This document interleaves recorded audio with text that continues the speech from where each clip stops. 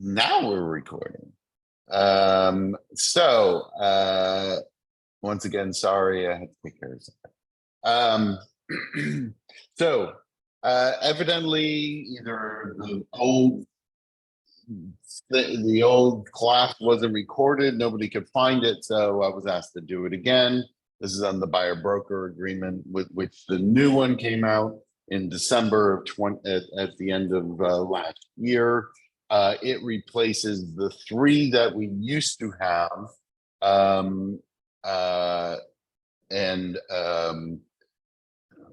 Okay. So it replaced, we used to have three different versions of this buyer broker agreement: an exclusive, not for compensation, and there was one other one, I can't remember what it was. But now we have one that deals with everything.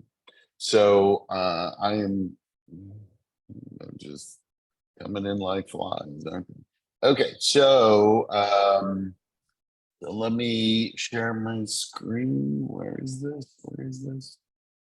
Okay. So what you should be having in front of you is the buyer representation and buyer and broker compensation agreement. This, as I said, this came out in December of 2022, and it replaces the three previous that we had in the system.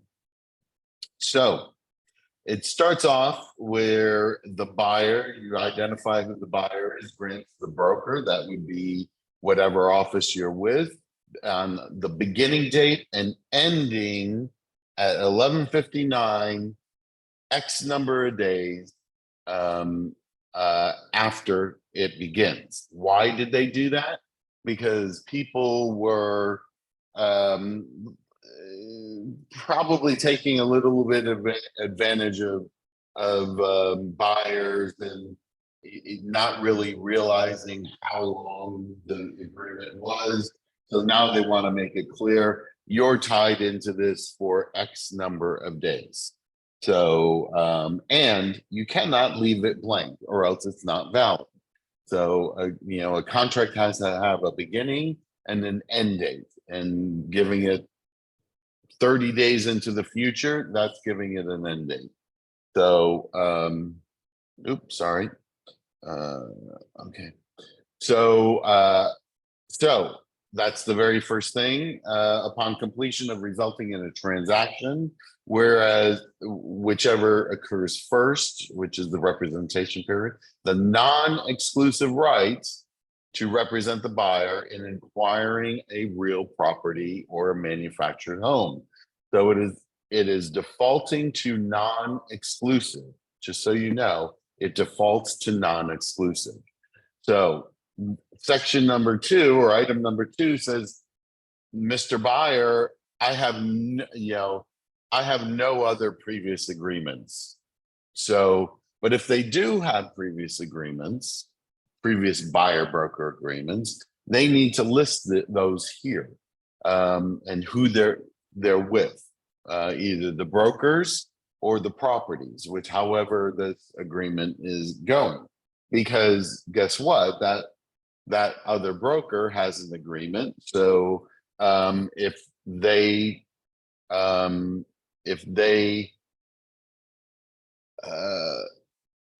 they acquire the property under that agreement, you as the exclusive buyer representation would not be entitled to any compensation. So that's item number 2. Item number 3 is, hey, we've got to locate where we're looking, what the property is.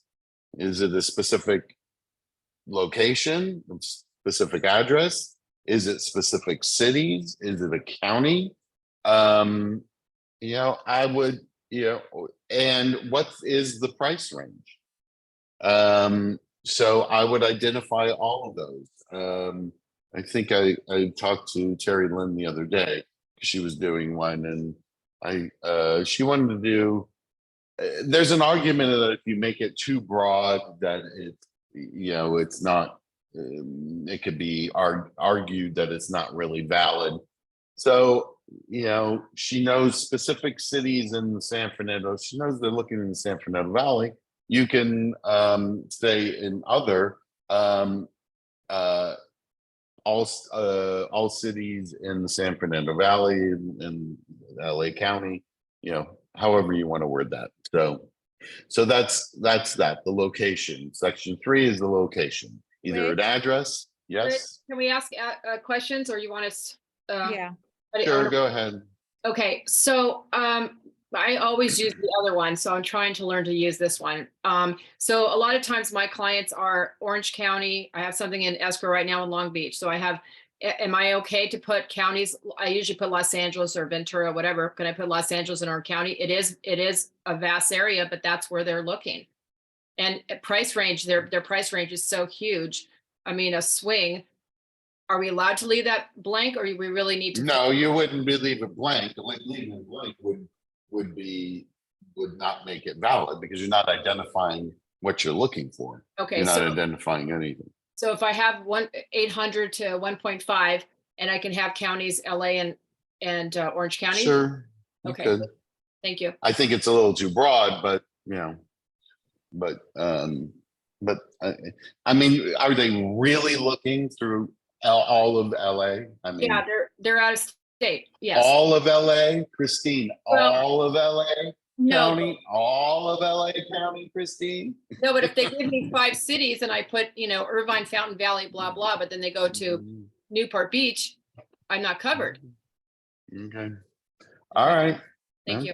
And then D is a specific the following specified properties, or you can attach a list. So that's what you would do in regards to identifying the property and the price range. So here, yes. On the first part where it says beginning, what do you recommend as far as date and months is concerned for the expiration? Well, I wouldn't, in this market, it may take you a while to find the buyer property.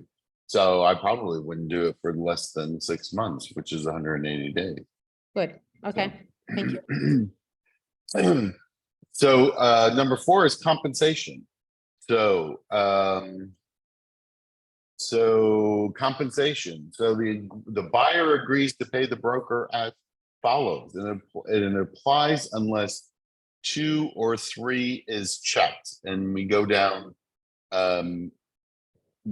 here to 2 or 3. 2 is a specific amount, or 3 is pursuant to the compensation schedule. So it defaults to a percentage of the acquisition price, and you can also put in, some offices are charging a flat fee commission to buyers. You can put that in also, the 500 and what is it, 75? I don't remember what it is for Calabasas. So you can add a flat fee commission to cover legal and all of that. So that is compensation part. So what is that compensation? Well, normally we get at least 2.5, but depending on the price of the property, that may be less. So yep, that's that. So B, yes, go ahead. Question on this one. We cannot put anything as far as percentage is concerned because that's not the buyer who's paying us our commission. So it's guaranteed to put the 575, the addendum, the KW admin fee. That's for sure. Okay, but then they will not accept anything else. What do you mean they won't accept anything else? Because the buyer's not paying our commission nowadays for a sale. That's what this is all about. That's what this form is that the buyer is agreeing to pay your commission. That's what this form is about. Right, but then the buyer is not going to agree on signing this because most of them, Susie, wait, because I'm going to explain. Okay. How you get your buyer to sign this. Because here's the deal. The deal is, this is the way of the future. CAR had a chance to make this mandatory. They decided not to because it would involve legislation and all that stuff. So, but with all these lawsuits, this is what's going to happen. There are states that where the buyers pay the brokerages their fee for representing them. So you better start using this. You better start getting comfortable with this because this is the way it's going to be. So yes, you put in a percentage, and yes, you put in if you're going to charge the flat fee commission. So what are you worth? You worth 2%? You worth 2.5%? You worth 3%? What are you worth? So this is no different than the previous buyers thing because it says later. I know you're going to get to that part, but this is exactly the same kind of thing that we had on the original buyers. So nothing. It is, except that you had 3 different versions, and right, but you know this now defaults to non-exclusive. So so yes, so the buyers agree to pay your commission, and B says the broker's rights. Broker right to compensation. Broker shall be entitled to compensation specified in paragraph 4A from the buyer if during the representation period or any extension thereof, buyer enters into an agreement to purchase, lease, or otherwise, remember lease is included in this, to otherwise acquire any property described in paragraph 3. So that's where we define what we're looking for, and the seller thereof completes the transaction, and here's an important part, or is prevented from doing so by default of the buyer. That means if the buyer defaults, you get them into a contract and you get them ready to buy this property, and not because they couldn't get the loan or they had their contingencies in place and all that, but they waive all their contingencies. They're not waived, but they removed all their contingencies. They're ready to close, and then they say, which has been happening, I changed my mind. And because they changed their mind, and it's the fault of the buyer, you're entitled to the compensation for that. Per this agreement, you're entitled to the compensation. So, so that's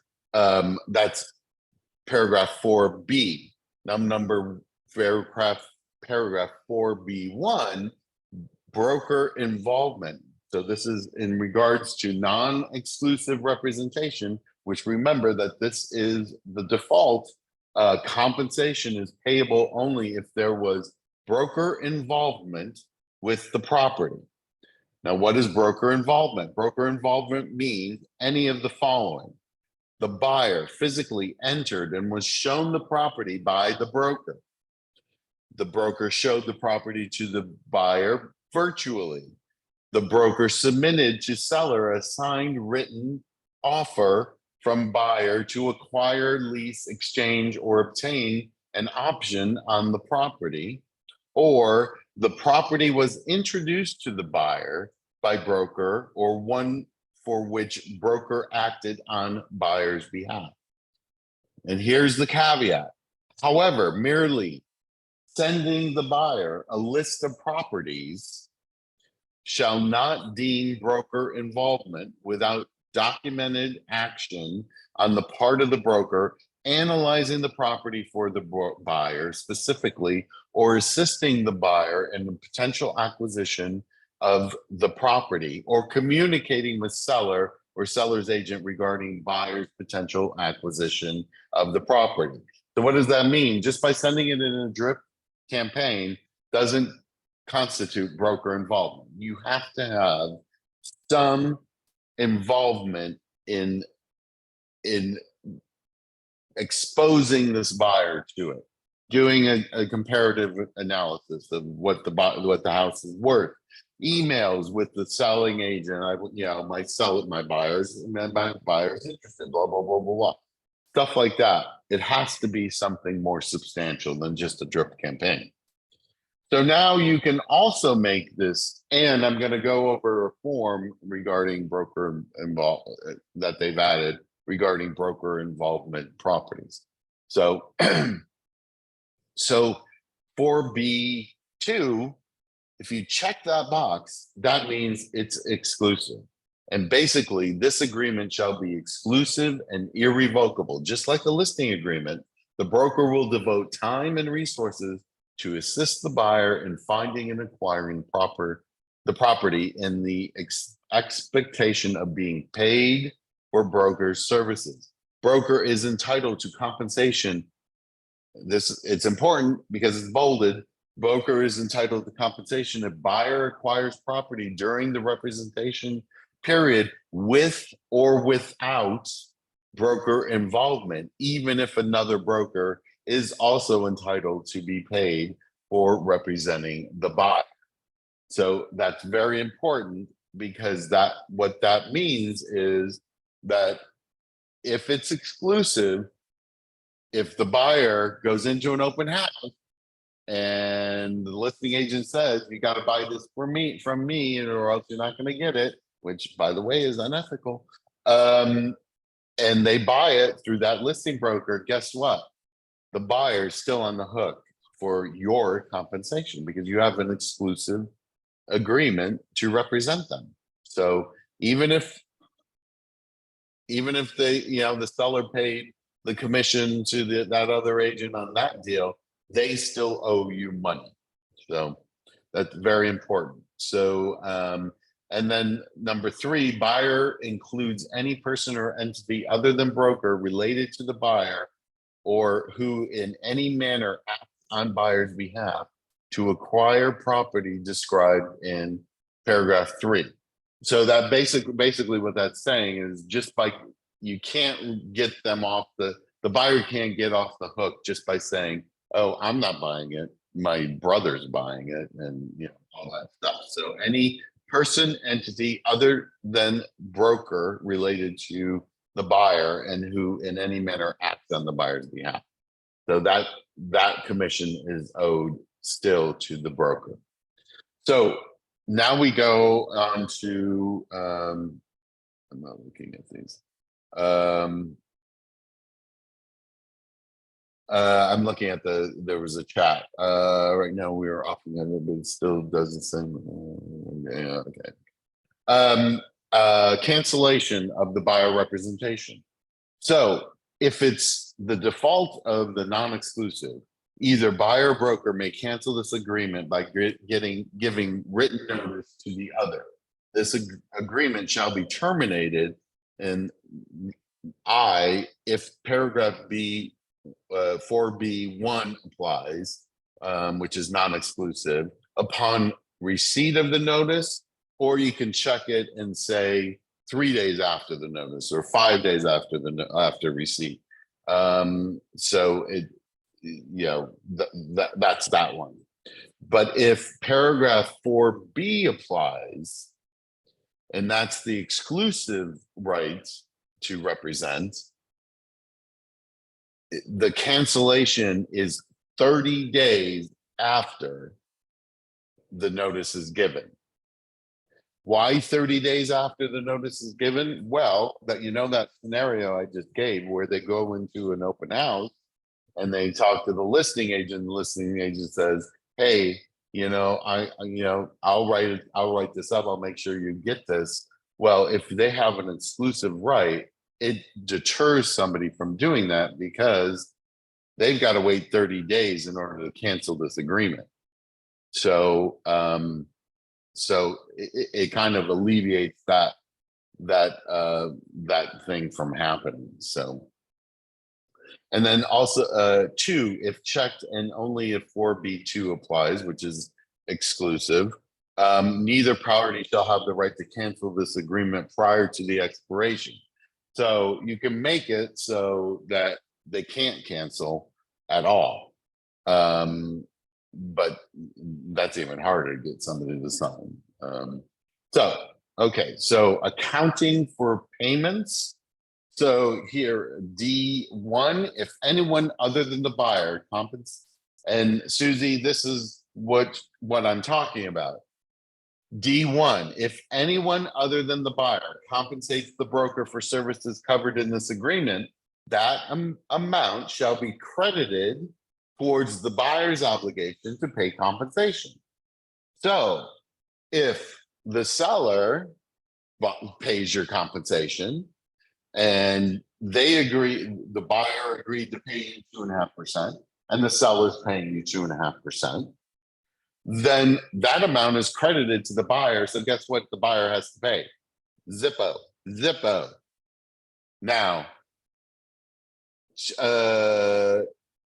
number 2 says if third-party payments received exceed the buyer's obligation, that means if they agreed to pay you 2.5, but the seller's paying 3,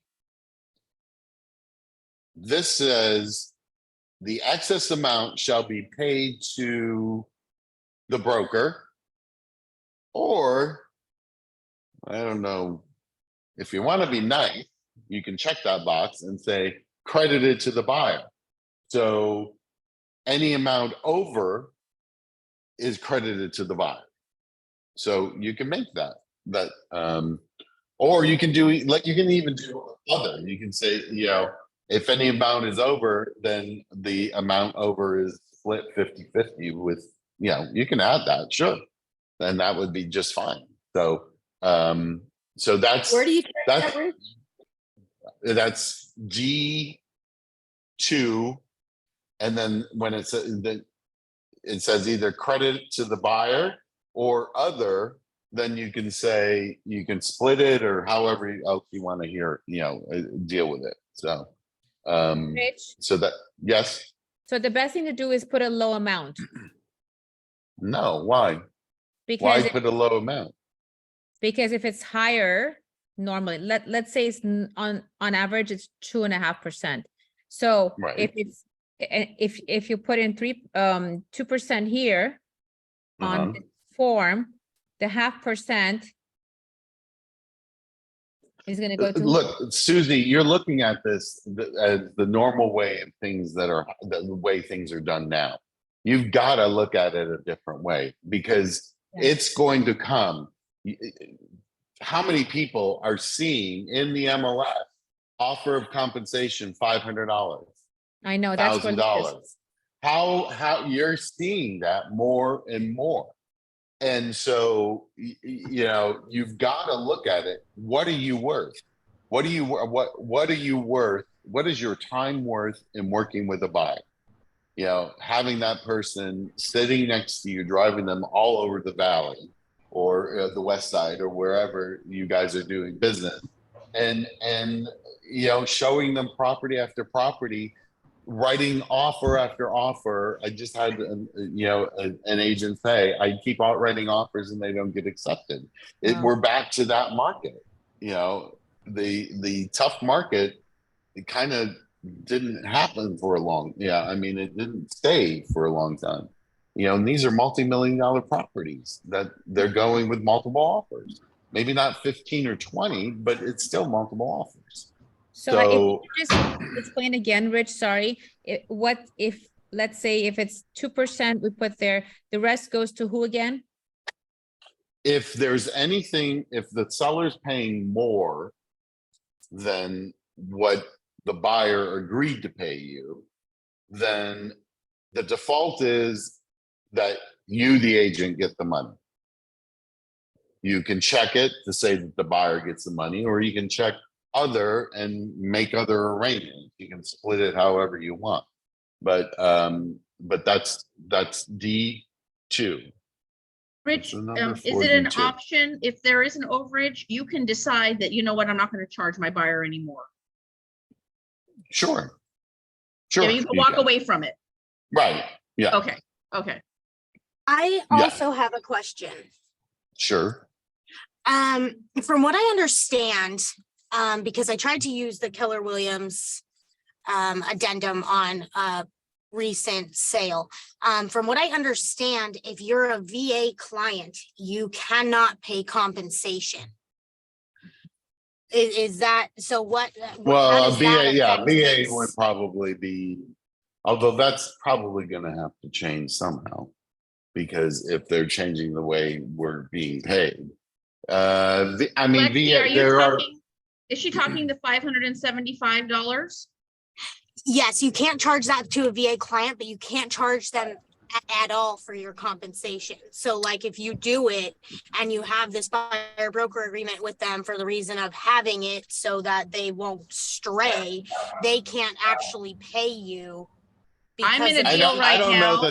I don't know that that's necessarily true. I would check with a lender because Yeah, my I lender- don't know I'm in that that that's scenario. necessarily true. Yeah. You And my are, and that client works paid- for you? Yes, call me afterwards. Okay, okay, perfect. Yeah. Because maybe I was. Because that doesn't make sense. That doesn't make sense. And the flat fee, the 575, that's a commission. It's not Wasn't allowed to charge it. administrative fees. It's not nothing. It is deemed a flat fee commission. You should be calling it that. And when you're doing a listing agreement, you can charge that to your sellers too. There, yeah, seller agrees to pay broker, and there's a blank there. I don't know. I don't remember what number it is. You can put that number there. That's how you deal with it on the seller side. It's dealt with on the buyer side in the addendum, but and all these other offices that don't have it, they're going, well, so anyways, but some offices will charge a flat fee commission. For those of you who used to, I was at Rodeo, we charge, you know, it was a $500 flat fee commission, no matter what.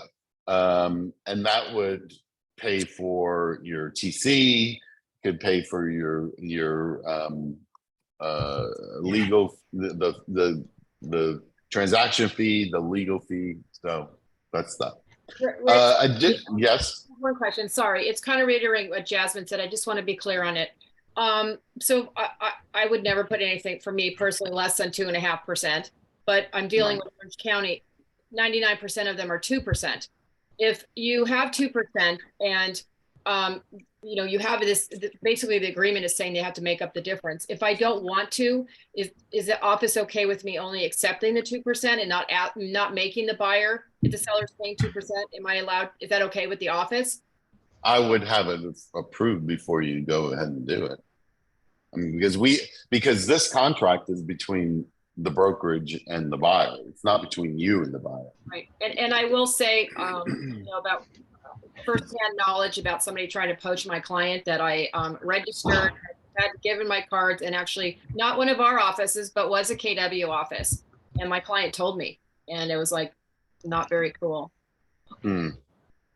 And I do have one more question. I'm so sorry. Sure. If your client refuses to sign the paperwork. What paperwork? What paper are you talking about? This form. I have a client who refuses to sign it, but they're Don't work only with them. working with me. But am I allowed to work with them? Sure, you're allowed With the to new work rules? with them. But there's no, let's be clear here. There is no new rule. What I'm telling you is this is going to be the way of the future.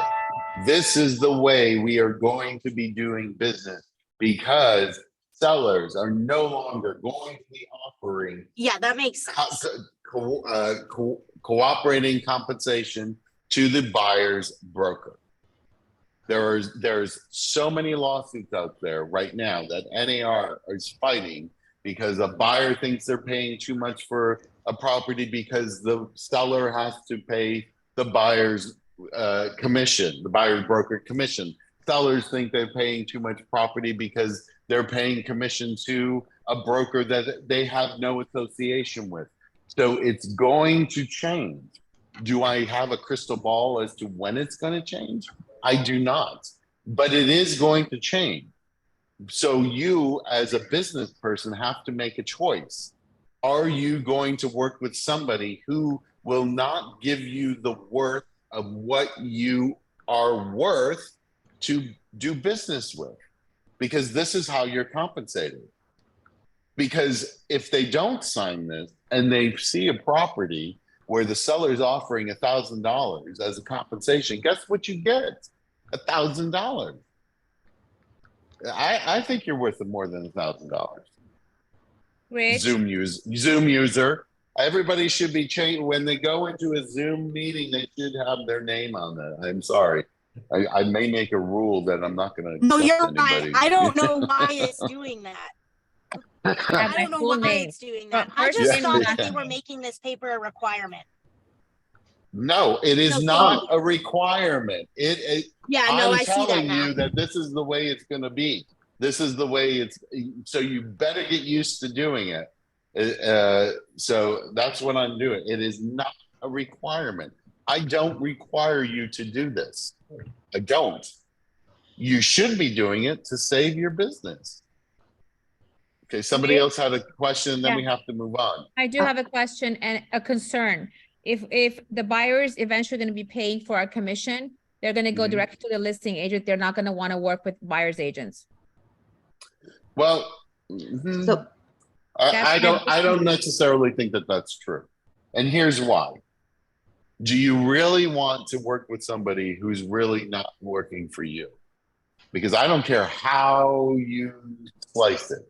You know, I've done only one deal where I was a dual agent, and there is no way to say, okay, I'm going to represent you now. And now I'm going to represent you. You look at your best interest. Now I'm going to represent your best interest. Luckily, I had great clients and it worked out. But I could see that there is no way to adequately represent both sides fairly. Yeah, you're right. You're So- right. I wish they would understand that, but they don't care. They just want their price. And they well, think- I'd like to chime in for a second and say that I don't think that that's a fact, Susie. I think that like New York, at least with leases, you work directly with the leasing agent. They're still going to charge the tenant a broker fee. So you're going to pay that fee regardless, Yeah. whether it's direct compensation to an agent that you're working or a brokerage that you're working with, or you go with the listing agent, but the listing agent is going to double pop and get both sides because you have to have your own representation there. So I don't think it's going to work like that. We're mostly concerned about purchases. Quick purchases, they just want to get their price. So they will go to Same the thing, yeah. agent to get their Mhm. offer accepted. So, okay, moving on. Additional broker right to compensation. This is the safety net. It's the same as what that's in the listing agreement, that X number of calendar days after the expiration. If anybody you expose these people to during that period, they still owe you the compensation. That's what E is all about. Disclosure of anticipated payments to broker. Broker prior to writing an offer on the property or if check showing the property will disclose to the buyer the amount of compensation broker expects to receive from a third party on the property by providing buyer with either a copy of the MLS listing showing the cooperating broker compensation or a separate document, which I'm going to show you. So basically, you're going to tell them, okay, on this property, I'm expected to get this amount. On this property, I'm expected to get that amount. So, so that's F1. F2 is broker independently or through escrow will disclose the final compensation broker receives from anyone other than the buyer. So that means if you're getting compensation from the seller, you need to disclose that. This is all about transparency. This is why we're in this boat, because the hell they call the Department of it's that I went out of my head. So the government says we're not being transparent with all parties. So they said, okay, so we're gonna make you be transparent.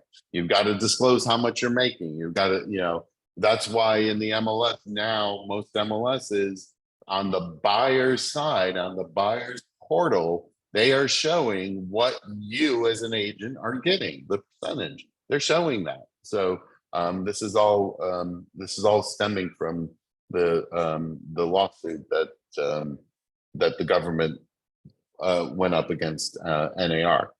Broker independently through escrow would disclose, I said that. Buyer is responsible for payment of compensation if the third party does not pay as anticipated. So once again, if they only pay 1,000, then the buyer has to come up with the other. Timing of compensation upon completion of any resulting transaction, and if escrow is used through escrow, which in California it is, broker shall be entitled to compensation whether any escrow resulting from the agreement for the property stated in paragraph 3 closes during or after the expiration of the representation period. So, so you're entitled to your compensation. If acquisition is prevented by default of the buyer, you're still owed the money. If acquisition is prevented by a party to the transaction other than the buyer, then the buyer collects damages by lawsuit or settlement, compensation shall equal 1/2 of the damages recovered, not to exceed the compensation provided. So what does that mean? So if the buyer ends up suing the seller because they defaulted and they get a judgment, you technically are entitled to half of what they get. It's the same in the listing agreement, that if the seller sues the buyer because they defaulted, you're technically entitled to half of the compensation that they get, not to exceed what was the contracted amount. But I always preface this because have that conversation with your buyer or your seller, saying, oh, Mr. Buyer and seller, yeah, I know that you got all this money, so I want half of it. Do you think that you will still be a client of that person? Because you would, I mean, I don't know, but that's a business choice. So, all right. Payment through escrow, H just says that the money is paid through escrow. I, pre-existing buyer representation. If the buyer acquires a property during the time period and is obligated to compensate another broker, then you agent, you're not entitled to the compensation. Rich, Yes. on H, payment through escrow, this document applies to tenants as well. So it's Yes. saying that If those, escrow is, because up above it says if escrow is used, that would probably apply to, because you're entitled to the compensation. That would apply to a lease because you don't use an escrow through a lease. So, Right. yeah. So, okay. Okay, agency relationship. We all know everybody has to sign a disclosure regarding real estate agency relationships and possible dual agency with the seller. That's in regards to the other form, the PRBS, represents possible representation of more than one buyer or seller. And basically, don't be confused by that. Basically, it says, hey, I may be representing other buyers, tenants, or my brokerage may have other properties that are like this. So that's all that document discloses. Broker authorizes an obligation. Buyer authorizes broker, and broker agrees to use reasonable skill. This is basically saying that, hey, you need to do what you're hired to do, what you're expert in doing, all of that, what your duties are as an agent, either as a buyer or representing a buyer or a tenant. So goes on, if the property contains, if it's 1 to 4, you're going to conduct your visual inspection and disclosures. It talks all about that. The buyer's obligation, good faith. We see this all the time, and yet, it goes out the window most of the time. Buyer agrees to timely view, consider property selected by broker, and to negotiate in good faith to acquire the property. What is good faith? Good faith is that, you know, there's not some, I don't know, bad faith when you see it. That's all I can say. Personal and financial information within 5 calendar days from the execution of this agreement. Yeah. Buyer shall provide personal and financial information. Basically, this kind of covers, getting pre-approved. Buyer's obligated and agreed to read all documents. And just to seek assistance from appropriate professionals. Remember, we don't give legal advice. We don't give tax advice. So they ask you, how do I take vesting? Talk to your tax preparer. And there is this buyer. It talks about this buyer transactional advisory, and I'll show you that in a minute. Reports in a investigate. Buyer agrees to pay for the reports. It's their obligation to pay. Do your report, you have to pay for it. Buyer material issues. Buyer shall notify broker in writing of any material issues, such as, but not limited to, buyer requests for information on or concerns regarding any particular subject of interest or importance to buyer. What does that mean? One thing it means to me, a material issue for a buyer, you're working with a buyer and then, last week they just filed bankruptcy. That's a material issue. So you should be notified. But other material issues that this also alludes to is, hey, I want to knock this down and build a 5-story, condominium complex. They need to tell you that. They need to tell you what their intentions are. Now, are you going to go out and research that? No, you're not going to do that, but you can direct them in the right direction. Hey, here's building and safety. Go talk to them, see if you can do that on this property. But you never tell them what they can and can't do with a property.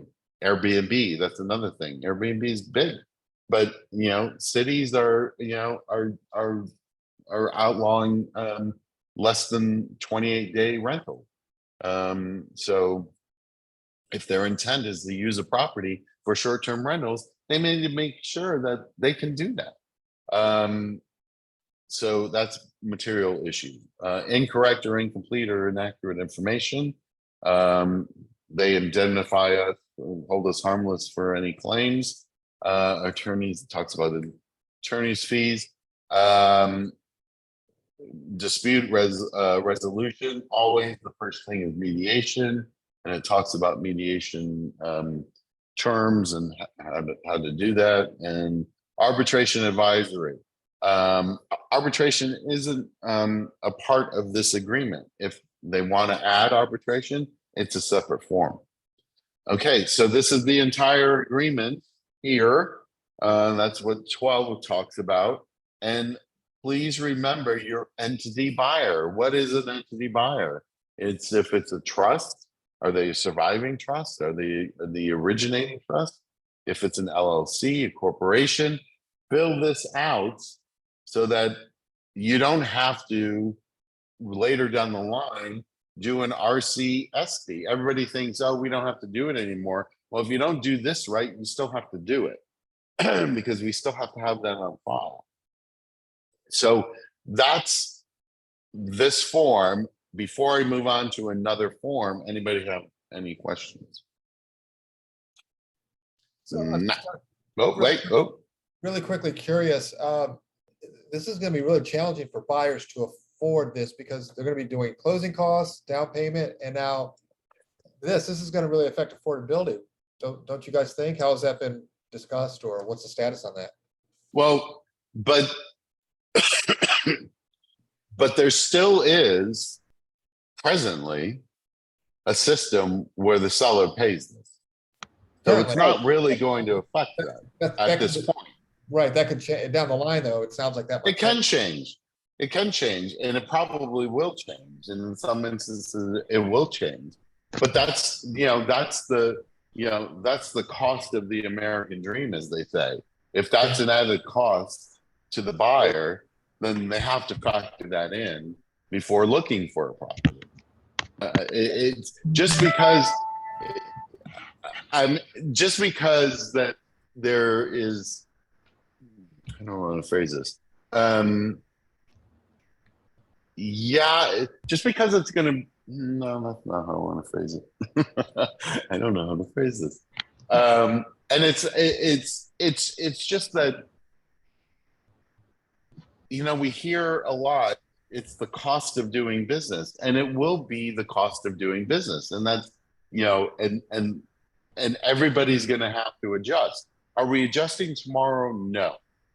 But I can't tell you, and Christine Wheeler, you can tell, everybody about having, well, that's a different thing. That was a seller who kind of screwed you over.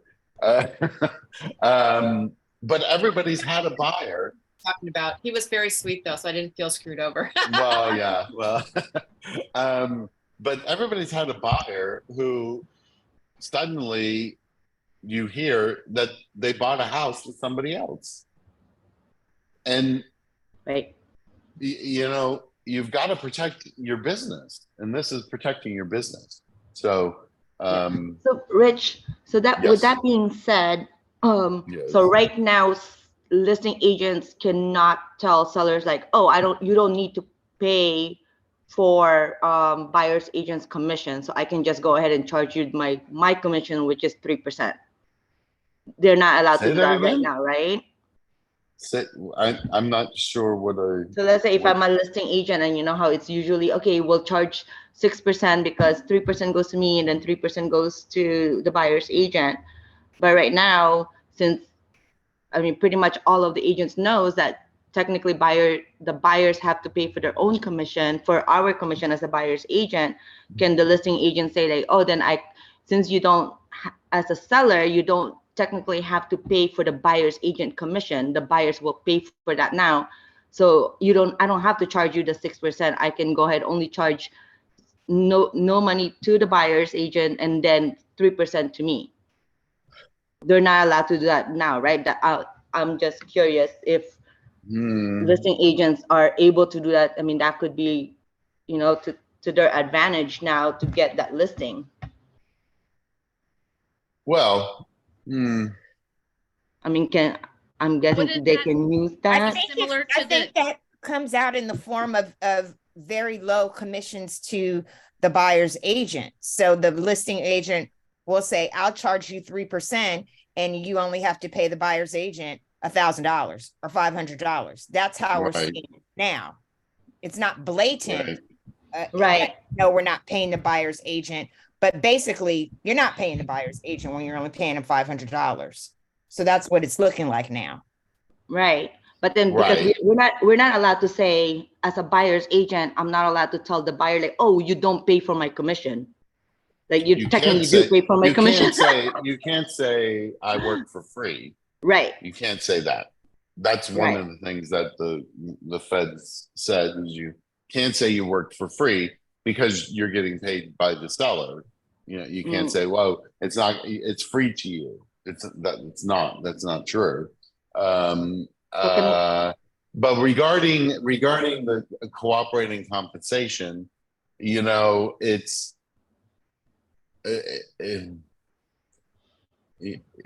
I would say until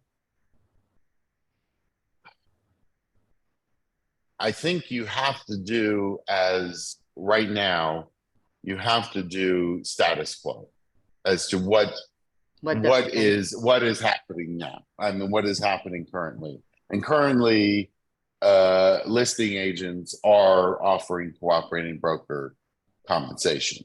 Because here's the thing.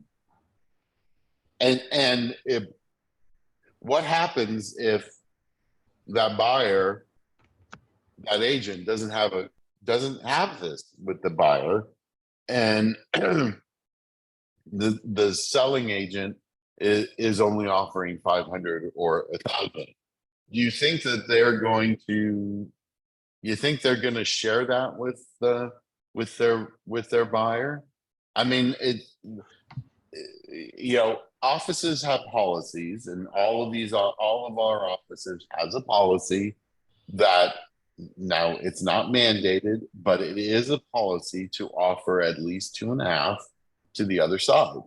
Now, when we start seeing that people aren't going to be doing that, do we have to change our policy? Sure, we'd have to change our policy, but then we would have to change our policy to make this mandatory, to make sure that we're compensated for our time.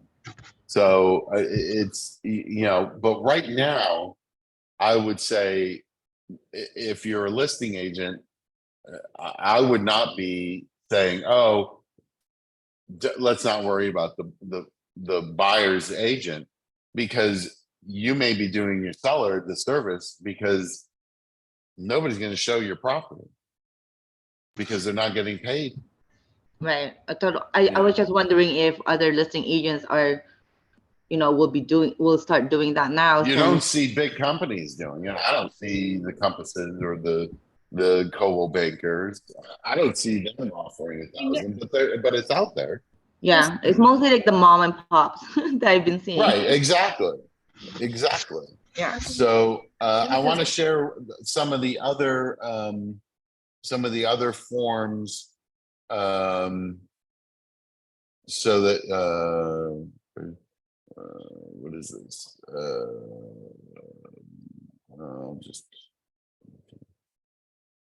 Let's see. No, that's not the right one. What are you guys seeing? Do you see what? Because it didn't come up for me. What? Yeah. Are you seeing the notice of broker involved properties? Yeah. Is that what you're? Yes. Okay, great.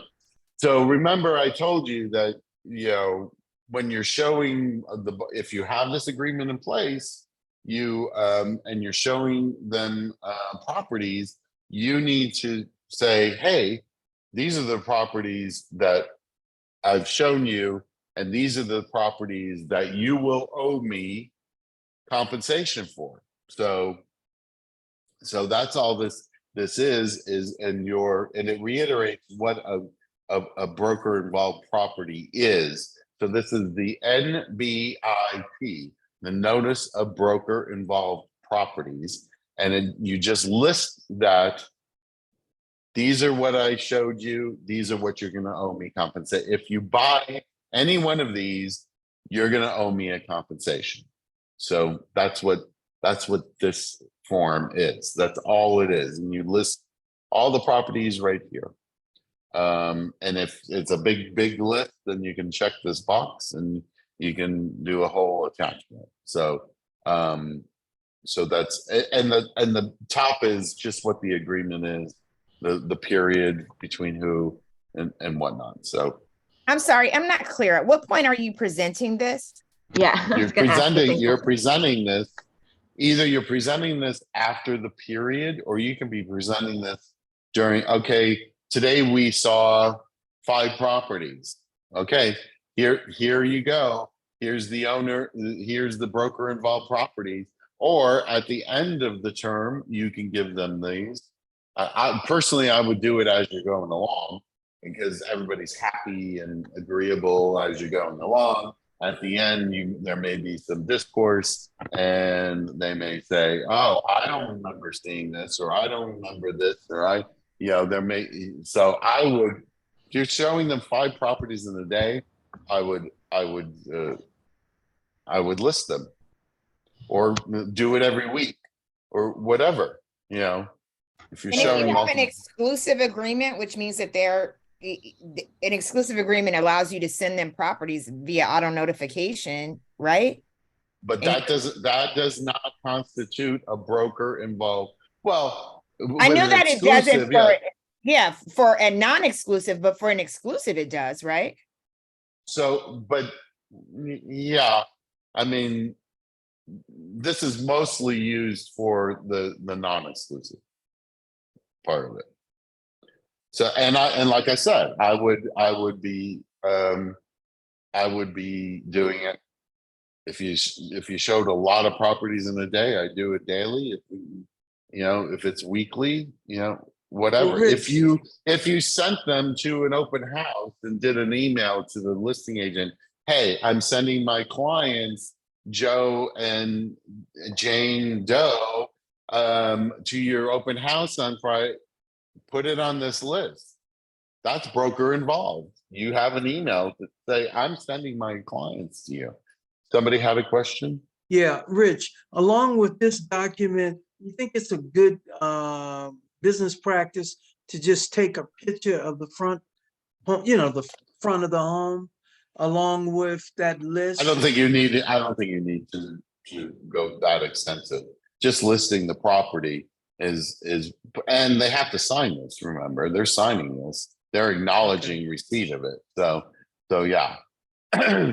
So so that is that one. Let's move on to, there's another one here. So I just want to confirm, yeah. Rich. So if it's a non-exclusive, we have them Mhm. sign the BRPC as a non-exclusive, and then have the NIBP, the MBIP signed listing all the properties that we went to. Right. Okay. But that's not Okay. for exclusive. That's only non-exclusive. No, Right. that's non-exclusive. Okay. So then remember it mentioned in that you need to disclose to them how much you're going to be getting for each property. So, and it says this section to be filled out when the property is being shown or when an offer is being made.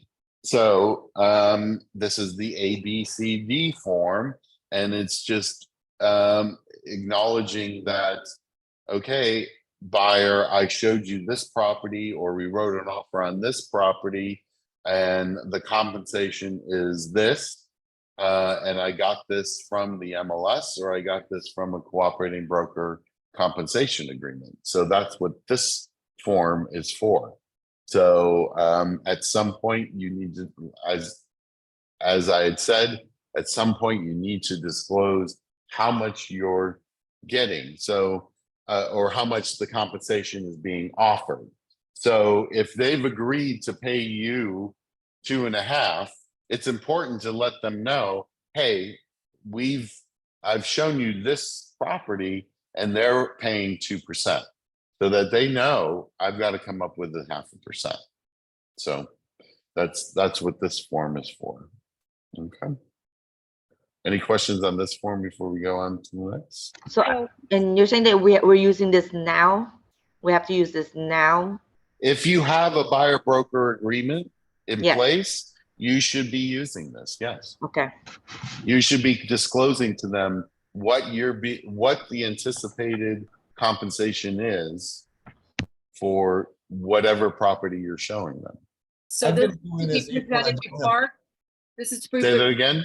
this is to be presented before we show the property? When it's being shown, as I said, when it's being shown or when an offer is being made. What I've been doing, Rich, and tell me if you think this is a good policy, is when I send an RPA to the buyer to sign, I include this with the RPA and let them know, when I go over the RPA, Sure. when I go over the RPA with them, I explain, I'm just letting you know what the other broker's paying. That way, Right. I do it at the time of the offer rather than each time I show a property. For Sure. me, it's easier. I mean, more so, if the agreement is expiring, or you go, you should, any things that you've shown them, you should, kind of Well, I disclose haven't to had them any what buyer they. agreements in place thus far, but I've Oh. done regardless. I've done this the ABCD form, whether I've had the buyer agreement in place or not. Okay. All right. Is that okay, you think? Sure. Absolutely. Hey, it's all about, like I said, the government is all about being open and honest with our clients, and that's being open and honest with your. Hey, I'm getting this amount of money, so there's no problem with doing that. Absolutely not.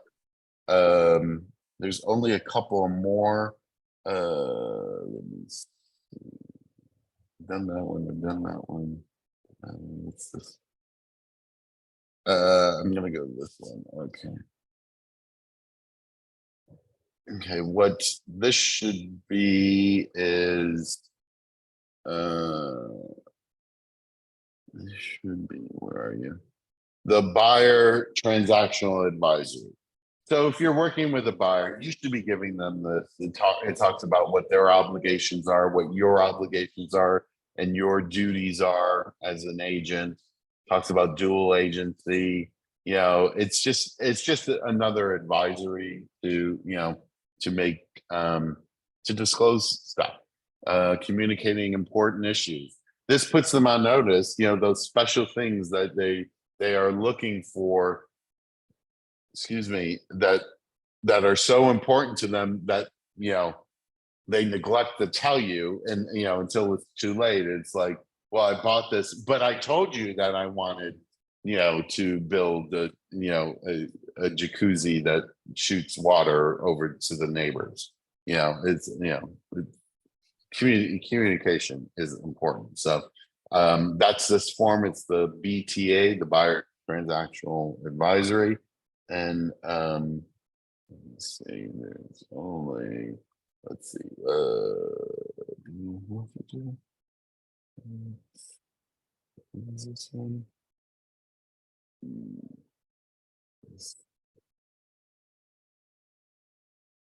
Okay, how do you cancel? Well, this is how you're canceling. The effective date. If there's no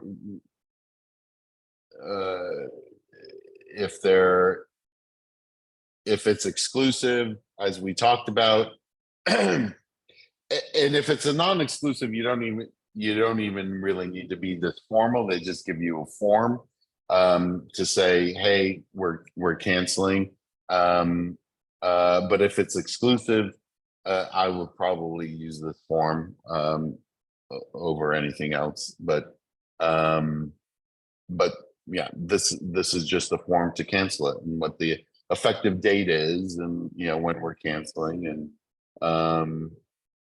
you know, and then it also it goes on to subsequent acquisition of property during representation period, and this is where you would probably include all, you know, your buyer, your broker involved properties, all of that.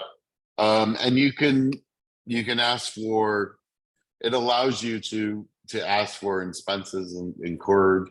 You know, you're probably not going to do that, but whatever. So any questions on the cancellation form? It's pretty straightforward. Okay, and then the last form that I'm going to do is what screws everybody up. They don't know how to use it.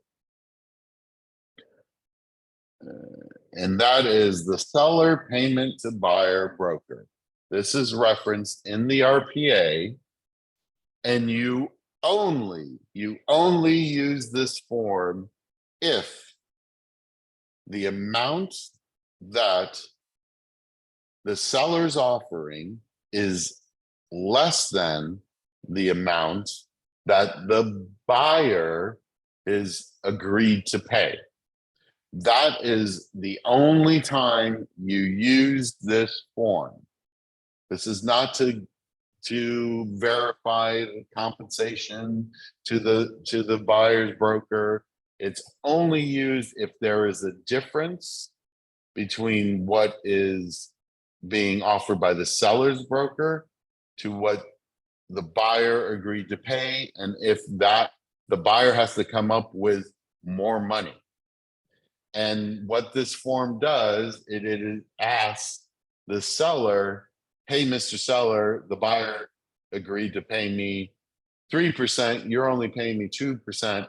Will you pay me the additional 5%? So that's what this form is used. So number one says buyer has entered into a written agreement to compensate buyer's broker to say 3% of the purchase price or an amount.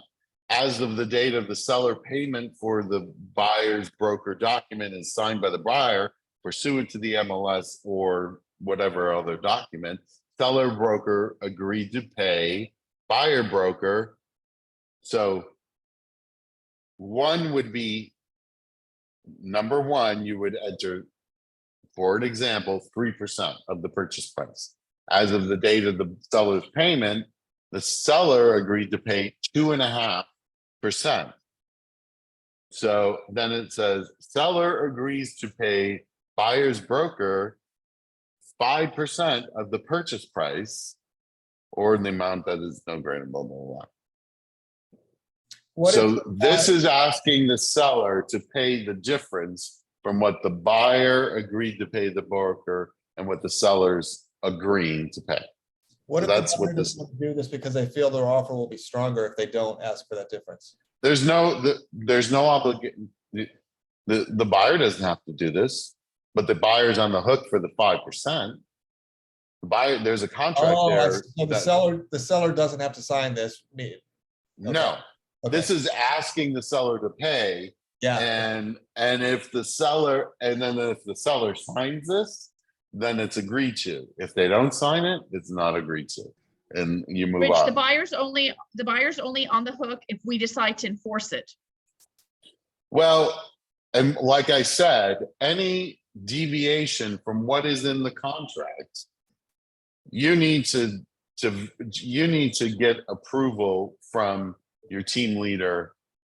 I would leave that to the team leader. Okay, okay, You need got to it. get approval from the team leader because commission, once again, is owed to Yes. the brokerage. So Yes. the brokerage has to agree to waive that 5%. So, okay. So Rich, go ahead. a quick question. It was my understanding that the agent cannot present this, that the buyer has to be the one presenting this. No, okay. It goes with the offer. But- It's an agreement between the seller and the buyer. But And- so Rich, is this like instead of you like on the RPA with that box that says like seller agrees to pay the difference for the buyer's commission? Is that the It's not same as this? instead, it is in Oh. conjunction with. Okay, So so we if mark you're- that if box and then this. You mark that box and most likely this form will And pop this up. one also. Okay, Right, perfect. Okay. okay. All right. Any other questions on this? Okay, that's it, guys. That is all of the buyer broker agreement. Like I said, I'm gonna say this again. This is not mandatory. We are not saying you have to use this, but I strongly suggest you start getting used to using this form because this is the direction California real estate is going. It's a train that's not going to stop because once we finally get this lawsuit settled with the government, this is going to be part of it. I can almost guarantee it. Now, when is that going to happen? We had a settlement 3 years ago. And then when Biden got in office, he had them look at it again. He withdrew the settlement. So and then we went into court. Court said yes, they need to uphold their end of the agreement. Now they're appealing that. So who knows? Who knows where this is going to lead? So, anyways, use this form. Don't be afraid to use the form. Make sure that you're explaining to your buyers, look, I'm being compensated, any compensation that I get from the seller will be credited toward what you owe. So make sure that you explain that to them so they're not afraid of it. Okay. So thank you for joining, and I will say next Rich. time. All right, Thank you very and I much. did record Thank it, you, Rich. thanks to Jasmine. Go And, Lakers. and it'll be available in the offices, okay? Thanks, All right. Rich.